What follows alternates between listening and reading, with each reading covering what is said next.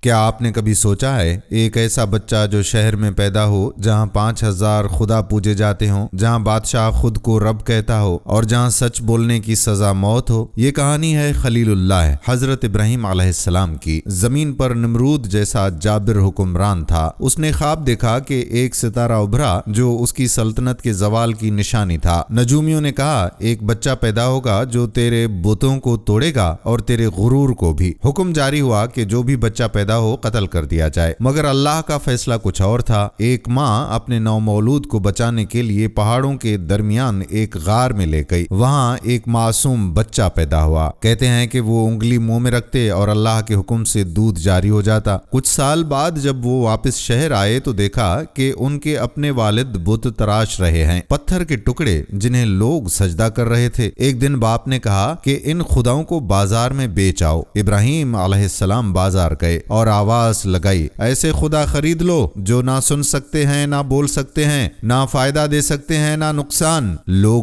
حیران رہ گئے۔ رات ہوئی، آسمان پر ستارہ چمکا، کہنے لگا کیا یہ میرا رب ہے؟ پھر وہ غروب ہو گیا، فرمایا میں ڈوب جانے والے کو پسند نہیں کرتا۔ چاند نکلا، پھر سورج چمکا، مگر جب وہ بھی ڈوب گئے تو اعلان کیا میں اس رب کو مانتا ہوں جو کبھی غروب نہیں ہوتا۔ یہ اعلان تھا توحید کا، ایک نوجوان کا پوری دنیا کے سامنے۔ پھر وہ دن آیا جب پوری قوم میلے میں گئی۔ ابراہیم علیہ السلام اکیلے بت خانے میں داخل ہوئے۔ ایک کلہاڑا ہاتھ میں تھا اور دل میں یقین، ایک ایک کر کے سب بت توڑ دیے اور کلہاڑا سب سے بڑے بت کے کندھے پر رکھ دیا۔ لوگ واپس آئے تو چیخ اٹھے، یہ کس نے کیا؟ ابراہیم کو لایا گیا، پوچھا گیا کیا تم نے ہمارے معبودوں کے ساتھ یہ کیا؟ جواب آیا اس بڑے بت سے پوچھ لو، اگر یہ بول سکتا ہے تو۔ خاموشی چھا گئی۔ سب جانتے تھے وہ بول نہیں سکتے، مگر غرور عقل سے بڑا ہوتا ہے۔ فیصلہ ہوا کہ ابراہیم علیہ السلام کو آگ میں جلا دو۔ مہینوں لکڑیاں جمع کی گئیں۔ آگ اتنی بھڑکی کہ پرندہ اوپر سے گزرے تو جل جائے، اور جب خلیل اللہ کو منجیق میں ڈال کر آگ کی طرف پھینکا گیا تو زمین و آسمان کانپ اٹھے۔ فرشتوں نے مدد کی پیشکش کی، جواب آیا میرے لیے میرا رب کافی ہے۔ اور پھر وہ لمحہ جس نے تاریخ بدل دی۔ اللہ کا حکم آیا،